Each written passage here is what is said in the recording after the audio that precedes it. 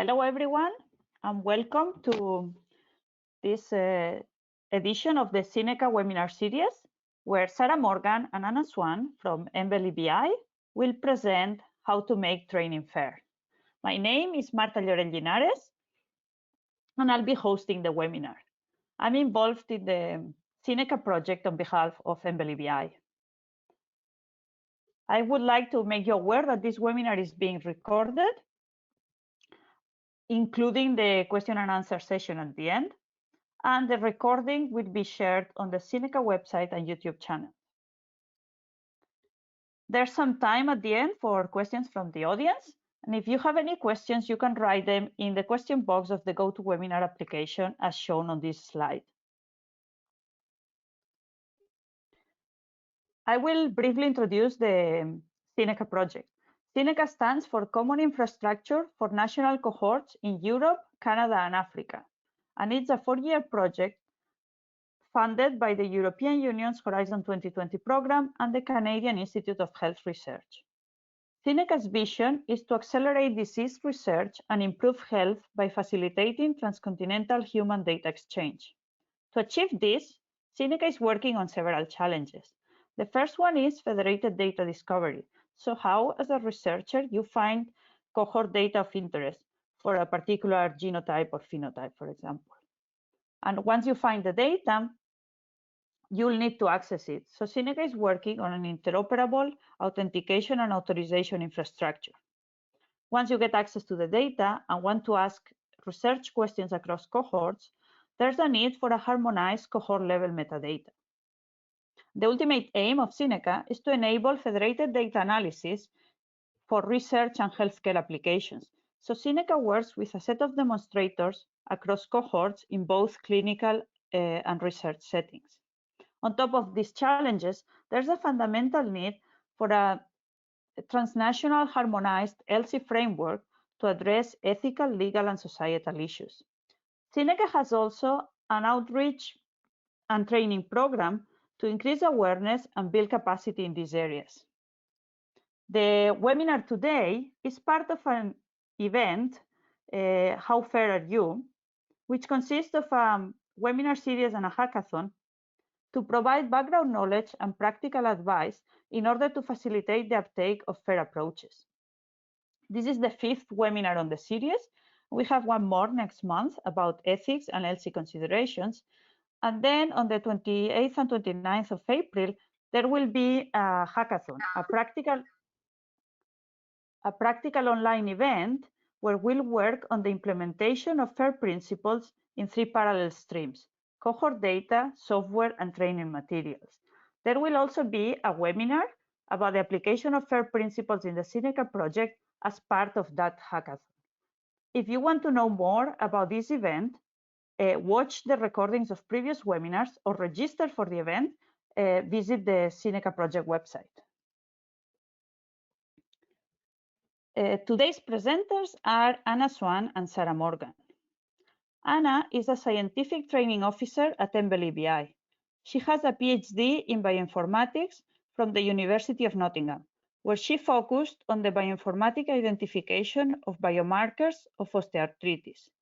Following her PhD, Anna worked as a medical writer, spanning many therapeutic areas and working both on promotional and educational content for clinicians.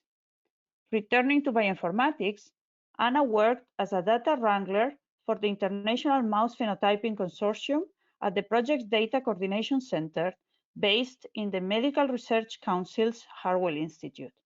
Anna joined the training team at MBLBI in March 2019. Sarah is the scientific training coordinator at MBLBI. Sarah has a BSc and MSc in biomedical sciences, followed by a PhD from Cranfield University. Over a 10-year academic career, her research has focused on tumor biomarker characterization and cell surface interaction. Beyond research, she took an active role in the provision of postgraduate taught courses for the university as lecturer in molecular medicine. She has lectured on a variety of biomedical techniques and topics, including ethics and governance of research. Sarah joined the EBI in 2013, where she's responsible for running the external user training program, responsible for all on-site, off-site, and online courses. She's additionally the Elixir training coordinator for the MBLEBI node and course director for the PG Cert in Biocuration at the University of Cambridge Institute of Continuing Education. At this point, I'll hand over to Sarah. First, I'd like to say thank you to Marta and the Syneca project for inviting both Anna and I along today to give this webinar. So I'm just going to switch my camera off and get started. So as Marta said, we're here to talk to you today about how to make training fair. And we're going to show you through some principles around reasons why you might want to think about making training material fair, how you can do this, and then Anna's going to give a bit of a case study. So some things we're going to talk through is, well, why share? Making fair materials, does relate to our thoughts around sharing training materials and making training materials that we are developing and delivering available for others to access as well. So if we're talking sharing, where does fair come in? Why do we need to make them fair? How can we then make them fair? And as I say, then Anna will take over and give you a bit of a case study showing you the kind of things that we're doing with training materials at MBLEBI and how we are trying to work to make the training materials that we develop or are delivered on our courses in that fair manner. So as I say, I want to start with sharing and sharing of training materials. I think since I've started the EBI, we've had a lot of discussion around how you can best share materials. All of the materials that we produce, that we use to teach about EBI resources, materials that are used in our courses, we try and share all of those so they're openly accessible after a course. But why think about sharing? Well, there's so many people in training, in teaching, who are developing materials across many organisations all the time. And there's lots of issues that come up as you're trying to develop them. So we know that developing materials takes time. It can take a lot of time sometimes. It can be a frustrating thing to do, especially if it's something that's new to you or you're trying to teach a new audience. You want to avoid kind of, things that can go wrong when you're teaching certain, what if you're teaching a certain topic or teaching a certain other things you need to think about. Sometimes we're just looking for inspiration. Whether that's because, again, it's a new topic you're trying to teach, new audience, you want to think about different ways, or you're starting to feel that maybe some of the material you've got is slightly outdated. So again, you'd like to refresh it. Having other people's materials to look at, again, can give you an alternate way of looking at things and give you a different way of maybe how you can get that information across, how you can teach people certain things. More and more people, of course, are looking for materials that they can use as self-study. Things often on top of the kind of open courses that are there online for them to access. We often end up recycling our own materials as well and re-looking at those and reusing them. And actually, it's quite nice to get recognition as well for the time and effort that you're putting into developing these. So these are all the reasons why sharing of training materials is discussed and why, sharing is seen as a good thing. However, we know there are challenges in reusing training materials and sometimes actually even reusing your own training materials. How often have you maybe been handed a set of training with somebody going, hey, this looks interesting, you're thinking, well, that's great, but I need to know more. So, firstly, hey, do you know where the material is? Who wrote the material? When was it written? Is this really up to date? Actually, is it 3 years old? What were they trying to teach as part of it, and what was the context? So, was this taught as part of a program? Was it taught as a standalone session? Was it taught to, a particular audience? What did that audience know beforehand? What actually is the material that we've got here? Is it just a presentation? Is there a practical session? Do we have a data set to go with it? And, ultimately, can I use it? If I like what I see here and actually it's going to help me in what I'm trying to deliver, is this something I can actually use? And, it's trying to look at all of these issues and trying to enable people to work all of this out quite easily so that if you are sharing or you see some materials you like, that you can actually use them. And this is where thinking about your training materials, thinking about training in a fair manner can actually help. And this is where the FAIR principles really give us a nice framework to enable the sharing to happen. So over the last 5 or 6 years, I think I've been involved in a number of discussions around, you know, how we can best share things, the kind of information that's useful to have, and the kind of ways that we need to think about materials to get them out there. And the FAIR principles have really helped in giving this framework. Obviously, you know, they're for data and digital objects, but, you know, the training materials we're often talking about are digital objects, and they do fit nicely within this framework.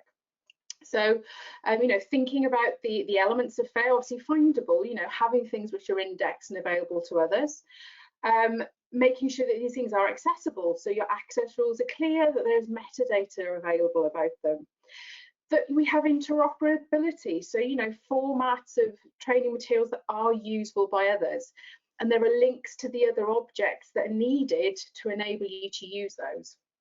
And around the reusability, again, thinking about them being well described, clearly licensed to say that yes, you can go and reuse this, and have some provenance. So again, you know where this stuff has been generated, you know who's generated them, when have they generated them, etc. So all of these do actually, as I say, provide us with a really nice framework to really enable sharing and help trainers to make the most of the materials that they're developing, and also enabling others to make the most of those as well. So what I'd now like to talk you through is really a quick guide on how you can apply the FAIR principles in terms of the training materials, and how to think about, you know, the different aspects you need to think about. What I'm going to show you is actually based on a paper. So I was part of the team behind this paper, published last year as a piece of work out of the Elixir training platform working group on FAIR materials. And the idea behind the working group was to look and see, actually, can we take the FAIR principles and apply them in training, and especially in training materials where, as I said, there was this real push to try and share all of the information we'd produced and gathered. So what I'm now going to take you through really is a snapshot of the kind of things to think about that we identified in this 10 Simple Rules paper. And say the link is here for the actual paper. And so I'm going to just take you through each of these in a little more detail. So really the first thing, or the first point in all this, is start by thinking of sharing. So when you start planning your materials, you know, plan to put them out there. So think about the fact, just as you would when you're generating data, that you might be thinking about, you know, sharing that data. Same here. Think, you know, start by thinking, right, we want to share these materials at the end.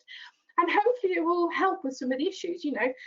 Again, if you're sharing materials, it will help in terms of time. You'll be able to provide inspiration to others. People will be able to use it for their self-study. Hopefully you can help others avoid a bit of frustration, and, you know, you can sort of say, this worked well with this group, maybe didn't work so well with this. And you'll get a nice bit of recognition yourself for the time and effort that you have spent on developing that material. So that's the first thing. So then let's have a look through each of the FAIR principles. So firstly, making them findable. So the first thing really is about describing them properly, you know, annotating them with useful metadata, so annotating them with structured metadata so they can actually be indexed, so they will be searchable and findable online. And one of the ways is for doing this, for example, is something like bioschemas or schemas, where there are set ways of, you know, adding information to your particular materials, or indeed course events. You might also want to annotate them with keywords or ontologies, such as the EDAM ontology, again, to just really make it easier for people to find what you have on offer. The next thing is to give them a unique identifier. You know, attach a persistent ID to them. And one example of this is a DOI. There are others, but this is just one example. Of course, what you don't want is for it to be attached to a URL where, you know, that URL disappears and you lose the materials. So actually, again, we're not going to lose it. It also makes it easier in terms of being able to cite. If you've got something like a DOI or some kind of ID you can attach to it, you can make citations easier. You can also make tracking of it easier. You might also want to attach something like an ORCID to it, so that as an author, you can also get recognition as well. So you've got your unique identifier along with a unique identifier for the material. Finally, of course, if you want them to be findable, you have to register them online in some way. So, adding them to an online repository, so there's no, it's there. Now, we know with some materials, and some people are based in, for example, academic institutions, they are not able to be fully open with their materials, but they can still be lodged with a repository as an institutional repository. It may be a public open access repository, something like the Elixir test system, which again takes a registry of training materials so people can search through and find them. So, there are a number of different places you could put it, but the main thing is register them so that people know they are there, so that they can search them and can use them. So from having made them findable, the next thing, of course, is thinking about the accessibility. So, okay, they're there, people can search for them, they can see they exist, but how can people actually get access to them? And, this is where you need to clearly define how people can, and I've said here in plain English, really make it clear that this is how you can get it. Some things, as we said, may be restricted. It may be that the material has been developed and is only available at the moment to a specific audience. For example, it might be in a virtual learning environment for a university group. It could be that it's limited to kind of a specific membership group. It could be the payments required. That's not something we see very often in the kind of work that we are doing, but there could be restrictions. If there are, tell people, make it clear these restrictions are there and what needs to happen if they want to gain access. Again, if it's open access, tell people, yes, it's open, you can use it. Sometimes you might put a registration thing in so you can keep track of people actually using those materials. Again, if you're going to, let people know, so at least they're aware of this. But, tell them, you found it, this is what you can, this is actually how you can retrieve and get hold of the materials we've got. The next thing then is, of course, thinking about the interoperability. And we know that training materials are made in many different formats. And, if you're going to share the materials, try and present them in a format which others can easily use. And as I say, there's a number of different ways you might want to do this. But, there's things to think about when you are sharing. So, think about how easy it is to use that particular format across different systems. Think about how easy it is to edit it. So, if you do give somebody some materials, they may want to take it, tweak it, and reuse it themselves. So, is this something that they can easily edit themselves? Also think about the ability to use offline. So, we may have a number of formats where actually, yes, if you've got, a great connection, you can use all of the online systems in the world. There may be times when actually you're working in places where connections aren't so great. So actually you need to be able to download it and use it in that offline manner. Also, don't forget about software, data sets, etc., which might also be needed alongside the materials as well. Not only making sure that they are available, but again, you want to look at the fairness of those alongside this. Finally, then thinking about making them reusable. So it's great, we've decided we're going to share, we've made them findable, we've told everybody how they can actually retrieve it and access it. We know they're in interoperable formats, but there's other stuff as well that's, really will help people actually reuse that as well. So it's not just a case of looking at them and going, yeah, that's great. They will actually take it and reuse it. The first point here is about, being very clear over the licensing. Again, you've told people they can access it, but what can they do in terms of use? So let people know if they are able to reuse your materials and what the appropriate reuse method is. So, tell them what the license is. So it might be a Creative Commons license of some sort. Many of the EBI ones are either CC BY or CC BY SA, which explains to people that, okay, if you're going to use it, you at least need to cite it, or you need to cite it and share it in the same manner as we shared it initially. Also tell them how your material should be cited. So how would you like them to be citing that when they reuse it? The next thing, of course, is adding additional information so that you can really get the context of the materials, especially if it's, just one session on its own.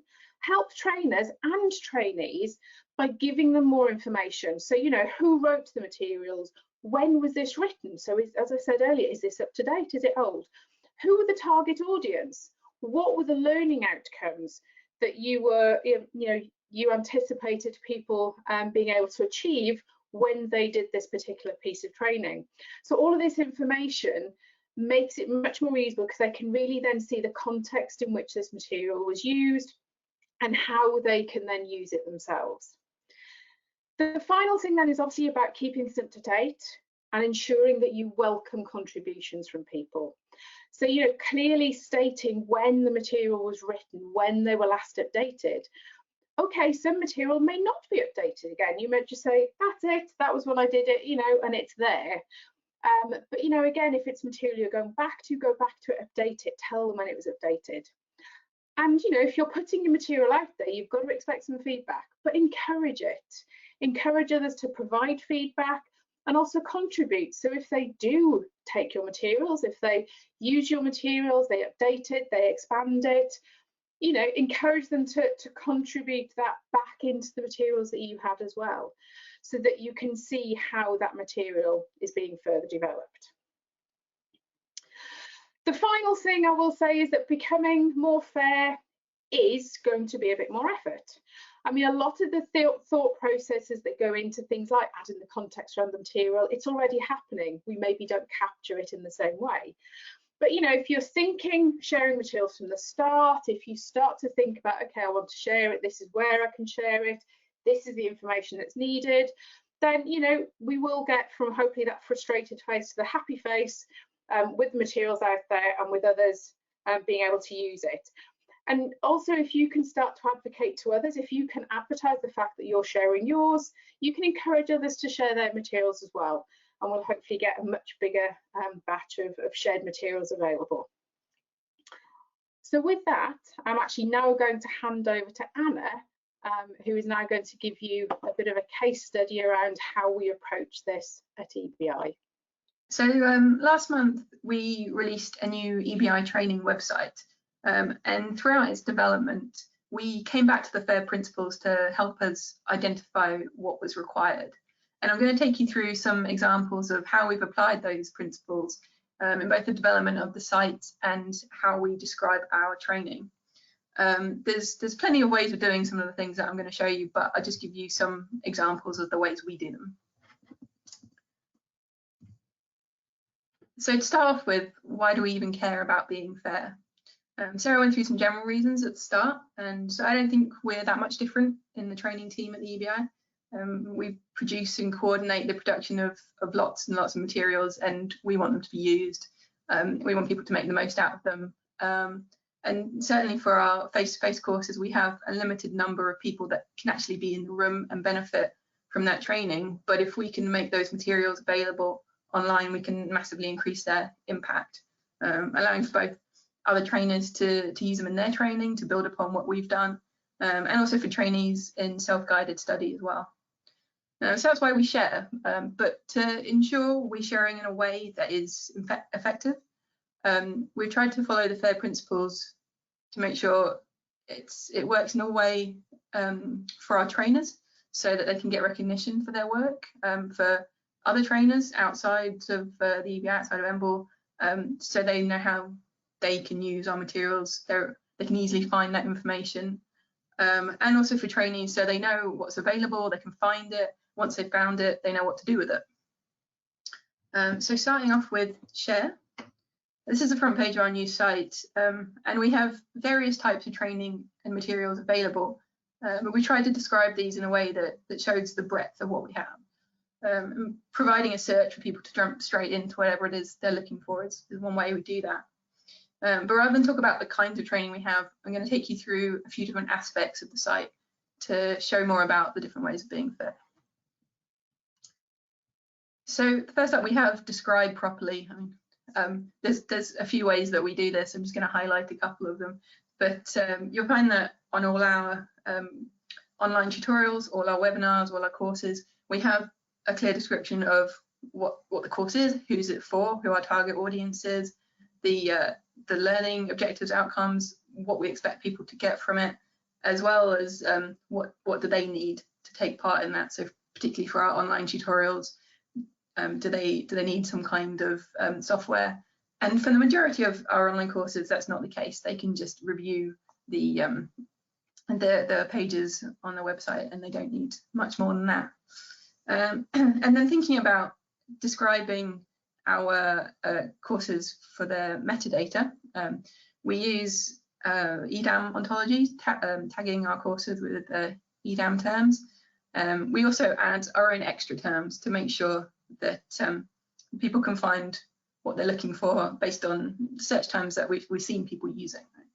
And we add these tags particularly because it populates our autocomplete that you can see at the bottom there. So if someone starts typing in proteins, we want to know that they can finish off their search and find exactly what they're looking for. But it also gives people an idea about what they can actually find on our site without sort of trawling through everything themselves.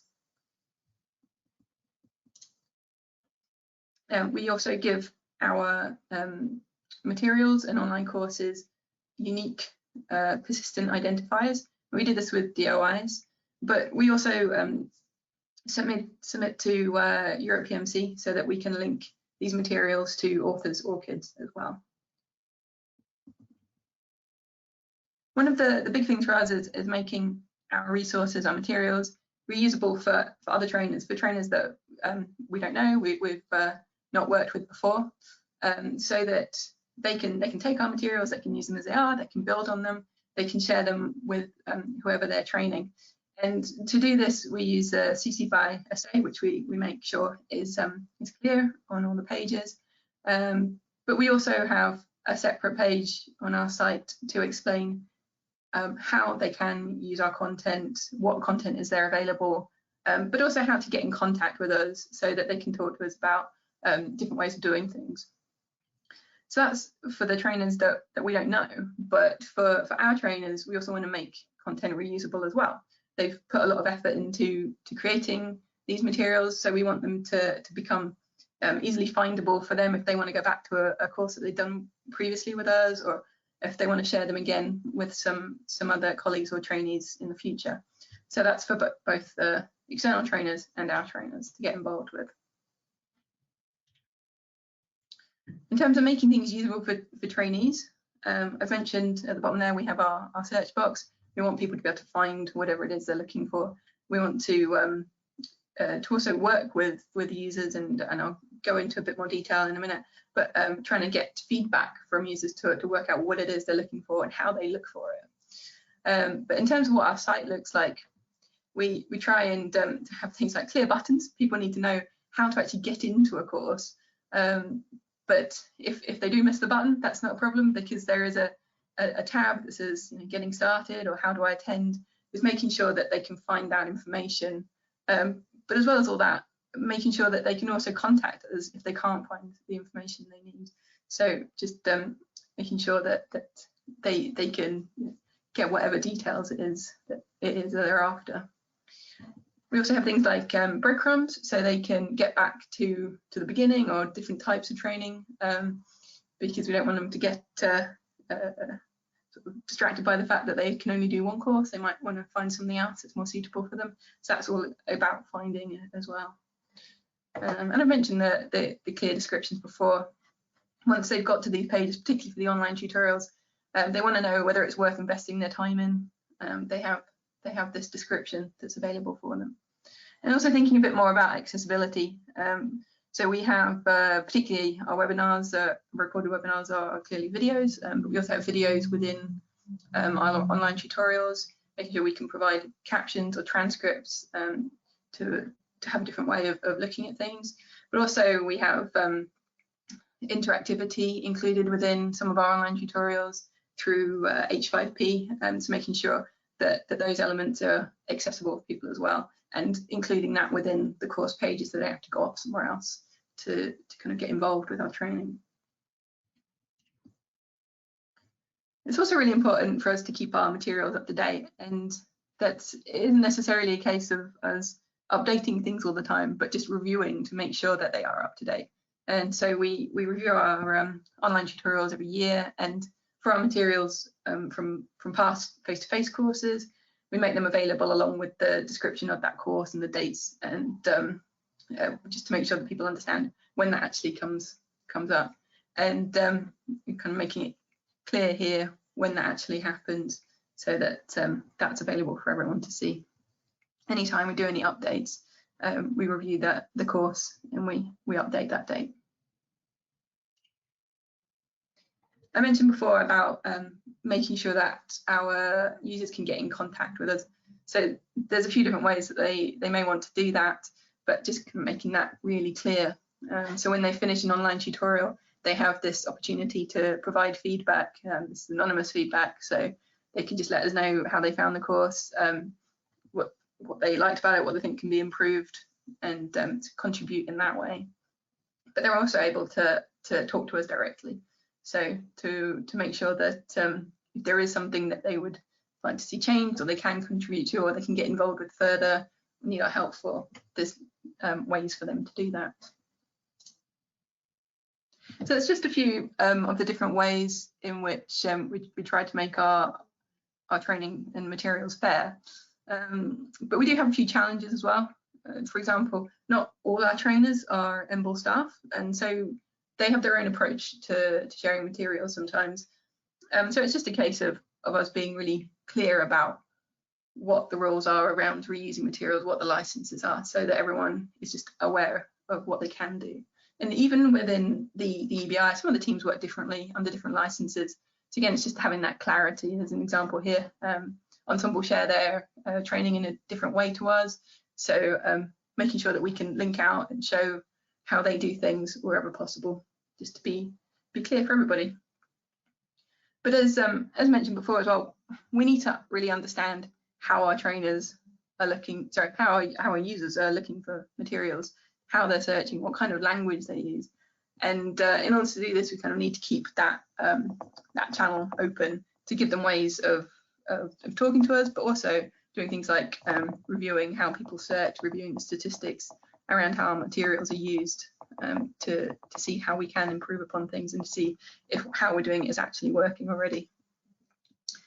Which kind of brings me to the point of we are still working to make it more fair. This is for us definitely an ongoing process. It's not perfect as it is, so there are definitely improvements to be made. But we're continuing to kind of review our practice, talk to users, improve the site. But as we do that, we're keeping the FAIR principles in mind.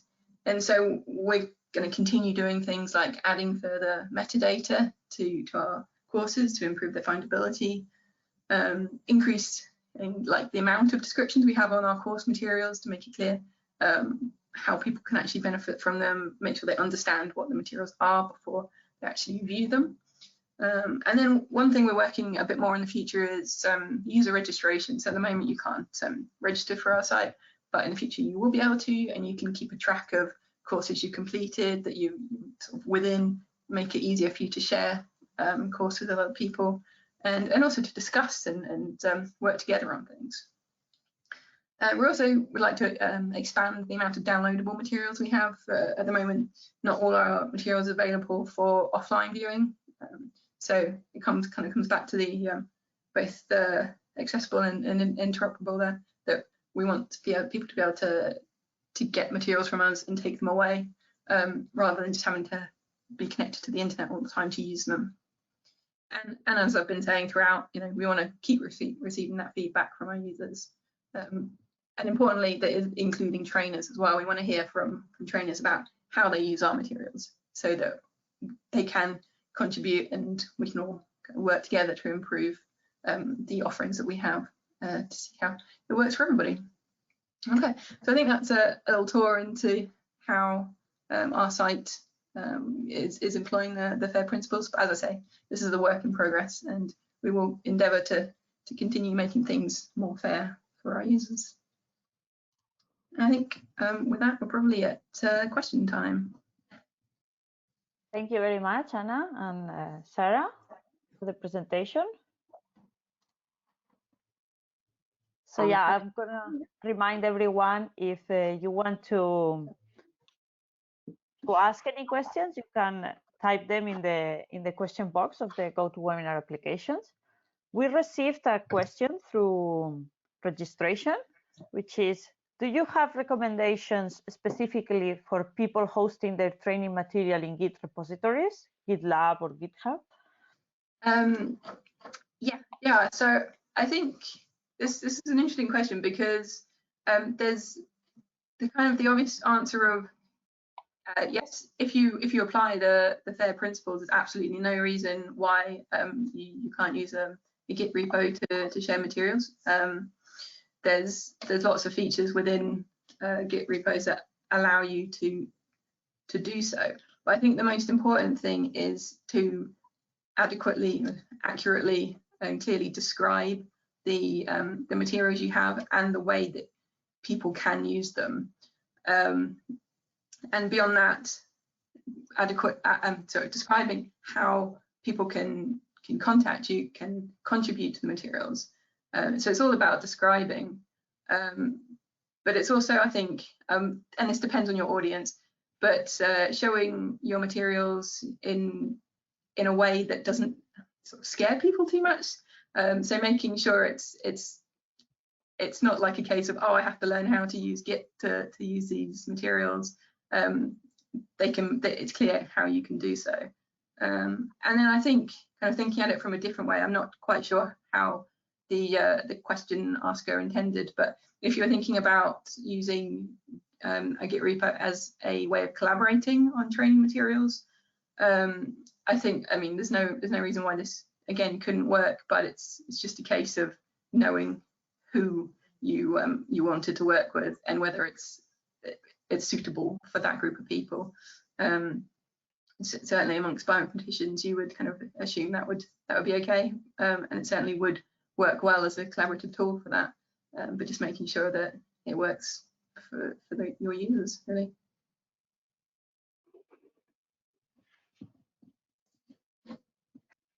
Thank you, Anna. So we have another question. I am an instructor in an academic institute, thinking of creating elective hands-on courses for students. Is there a site that will help me in each step of creating this type of courses? So I guess one of the things is what kind of things are they looking to find, you know, and this is one of the issues is, you know, there aren't necessarily huge repositories of training materials at the moment. So from bioinformatics point of view, the Goblet portal a number of years ago started to collect training materials. Through TESS, you will find a number of training materials logged there, as well as courses who also have training materials available. Obviously, we've got some of the things that are there. But, you know, this is part of the thing. It's really sort of searching around to see what materials are there and who else, you know, the other thing is who else is doing similar teaching. Can you speak to them and see if they can share materials with you? But, you know, this is part of the push, is to actually try and get people to get their materials out there so you can find them and use them. So that's probably not quite the answer you'd hoped for, but I can then post a couple of links in the answer to TESS or Goblet or so. Are you aware of standard ways to describe training materials? So in terms of describing them, in terms of bioschemas tagging, so for the indexing, there are set profiles for training events, training materials, etc. So we can put, again, links into the schemas.org and the bioschemas profiles. In terms of then the additional metadata I talked about to make it reusable, so things like, you know, thinking about describing who wrote it, your target audience, your learning outcomes. If you actually look at the paper, we do give a listing there of suggested things that you could add to your materials to actually make them more reusable. So there's a suggested list there. It's all the kind of things to say it's things you think about as a trainer anyway. So thinking about, you know, who am I writing this material for? What am I trying to teach? But, you know, you could even add in extra things like, you know, which course, if it's associated with a particular course, and the prerequisites that people might need to enable them to make the most of it. And also if it's a practical thing, linking into, as I say, the data sets, the software, maybe even the environment that, you know, did you use specific environment to teach this, etc. So trying to capture all of that so that somebody really gets the full picture of how those materials were used. Thank you.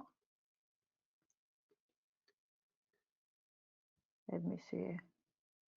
I wonder how difficult it was for your team to adopt the bioschemas within your current framework for your website. We've been struggling with this quite a lot, so some guidance or advice here would be great, or resources we could look at.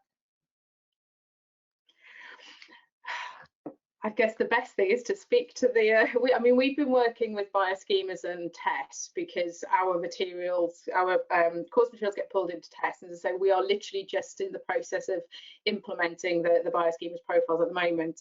We were schemas.org tagged before, they've now been tagged with the bioschema side of things. And I must admit, we've got a wonderful web developer who's been chatting a lot with the test team at Elixir to make sure that we've got everything set up appropriately, basically. But you know, the bioschemas team again and the test team are more than happy to discuss this with people. They want to know about people who want to be using this. They want to know about people who are struggling to use them as well, and they will happily help. So thank you. Okay, now we have here, this is a follow-up of the one about going step by step to create training context. So one of the first ones we had.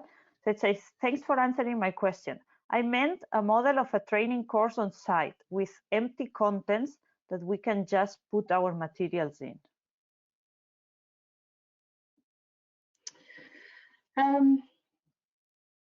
Okay, so this is where you've almost got, you need an idea of a program and how to sort of start to flesh that program out. Yes, I guess, I don't know, that this is the kind of thing that I guess we have a kind of template that we use, but I guess it's sort of starting, you know, with a nominal 9 till 5 day and starting to flesh out kind of how we fit things in. And I don't know, I guess the problem is different organizations will have different templates around that.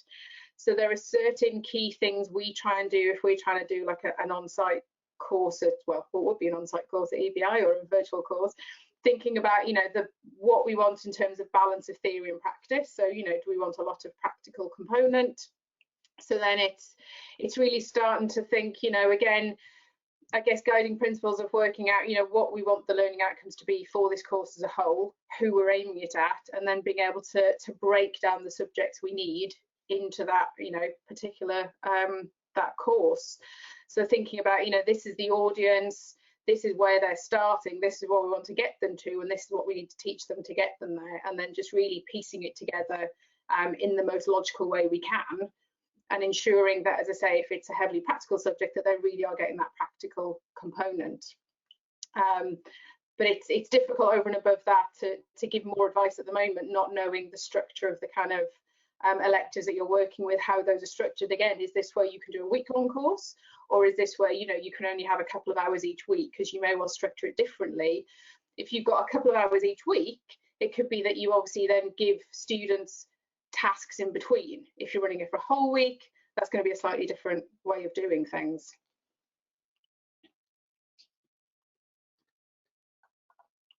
Thank you, Sarah.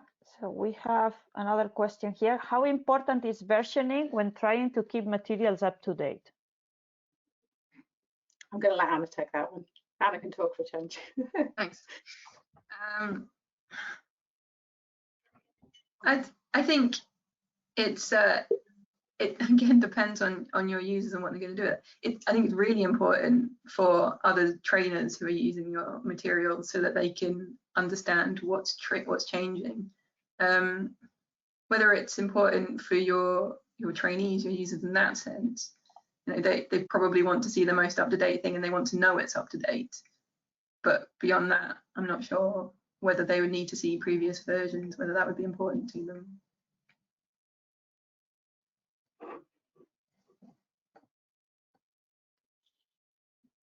Thank you very much. So we don't have any more questions now up there. But still, if anyone has a question, still you can just write in the question box. And I'll share for a moment the announcement of the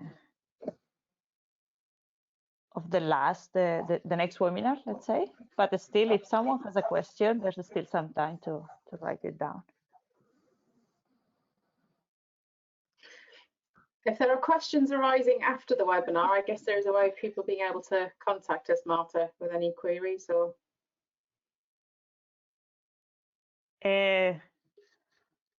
Well, I guess we can always share your emails, but otherwise they can always contact the Syneca.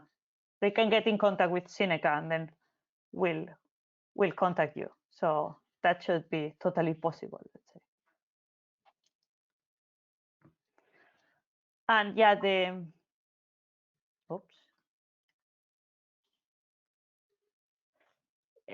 and then I can also take the chance to say the recording of this webinar will be available, and the slides will also be available. So also, if just checking them, you think about some other questions, yeah, you can contact us, and we'll be happy to help you. So as I said, this webinar is a part of a series which is about the FAIR principles, and the next webinar of this series is on ethics and ELSI considerations. So from FAIR to fair data sharing, and it will be delivered on the 15th of April. It's by Melanie Wasoff, and it will be 1 hour later than this one. Well, 1 hour later if you are in Europe, because we will have changed the clocks. So it doesn't seem that there are any more questions coming. So thank you very much, Anna and Sarah, and thank you very much everybody for attending. Thank you. Thanks.